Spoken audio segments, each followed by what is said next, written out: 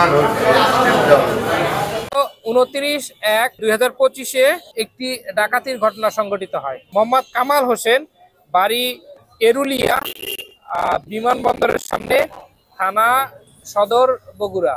ওনার বাড়িতে রাত আনুমানিক 1:30 থেকে 2টার মধ্যে একদল ডাকাত ওনার বাড়িতে গিয়ে ডাকাতি করে। এই সময় ওনার বাড়ি থেকে 50,000 টাকা এবং বিভিন্ন স্বর্ণ অলংকার ডাকাতি হয়। এই প্রসঙ্গে একটি অভিযোগ দায়ের হয় এবং সেটার পরবর্তীতে পুলিশ সেটা তদন্ত কার্যক্রম শুরু করে।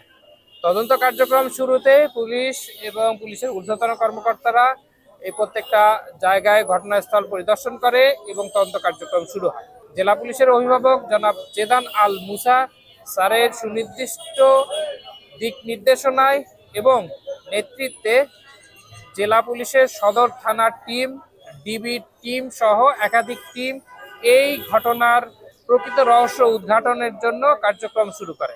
এটারই অংশ হিসেবে সদর থানা পুলিশের একটি চৌকস টিম এবং এই তদন্তকারী কর্মকর্তা সহ থানার অফিসার ইনচার্জ এবং সদর সার্কেলের এডিশনাল এসপি সহ সকলের প্রচেষ্টায় এই ঘটনার সাথে সরাসরি সম্পৃক্ত 7 জন ডাকাতকে গ্রেপ্তার করা হয়।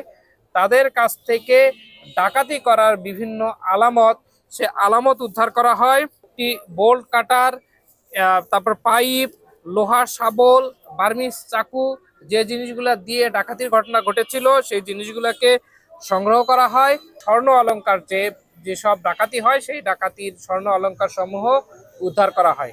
আজকে আমাদের এইখানটাতে ডাকাতদের সাথে প্রাথমিকভাবে জিজ্ঞাসাবাদে তারা ঘটনার সাথে সম্পৃক্ততার অভিযোগ স্বীকার করেছে এবং ঘটনার সাথে সম্পৃক্ত যারা ছিল তাদের মূল যে কয়জন, তাদের সব কয়জনকে গ্রেপ্তার করা সম্ভব হয়েছে।